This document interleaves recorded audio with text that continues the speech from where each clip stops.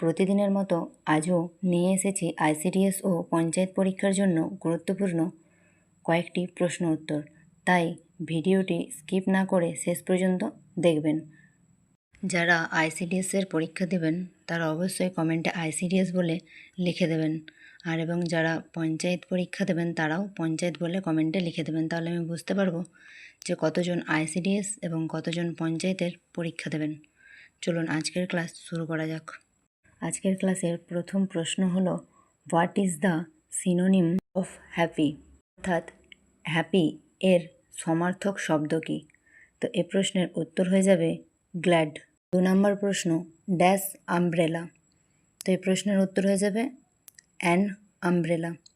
3 নম্বর প্রশ্ন, he dash to school everyday? তো এই প্রশ্নের উত্তর কী হবে? না, he goes to school everyday. 4 নম্বর প্রশ্ন, what is the antonym of honest? অর্থাৎ এর বিপরীত, অনেস্টের বিপরীত শব্দ কী? তো এর অর্থ হয়ে যাবে ডিসঅনেস্ট। 5 নম্বর প্রশ্ন, বহুমূত্র রোগ কোন হরমোনের জন্য হয়? তো এই প্রশ্নের উত্তর হয়ে যাবে বহুমূত্র রোগ ADH নামক হরমোনের জন্য হয়ে থাকে। 6 নম্বর প্রশ্ন, মানবদেহে স্বাভাবিক রক্তচাপ কত? তো এই প্রশ্নের উত্তর হয়ে যাবে 120/80 mmHg।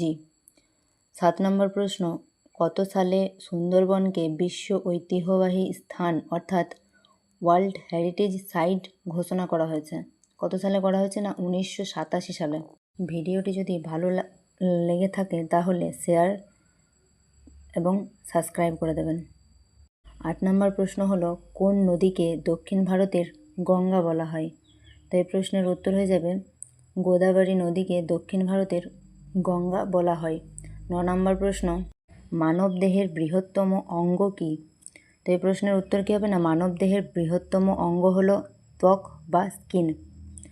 10 নম্বর প্রশ্ন, মানুষের রক্তের রং লাল কিসের জন্য হয়ে থাকে? তো এই প্রশ্নের উত্তর কী হবে? না, মানুষের রক্তের রং লাল এটি হিমোগ্লোবিনের জন্য হয়ে থাকে, হিমোগ্লোবিনের জন্য। 11 নম্বর প্রশ্ন, কার জন্মদিন উপলক্ষে নারী দিবস পালিত হয়?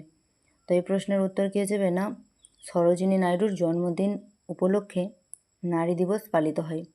12 নম্বর প্রশ্ন, সি ড্যাশ রিডিং এ বুক? এ প্রশ্নের উত্তর কী হয়ে যাবে? না, সি ইজ রিডিং এ বুক। 13 নম্বর প্রশ্ন, ভারতের লোকসভার প্রথম মহিলা স্পিকার কে ছিলেন? এ প্রশ্নের উত্তর হয়ে যাবে মীরা কুমার।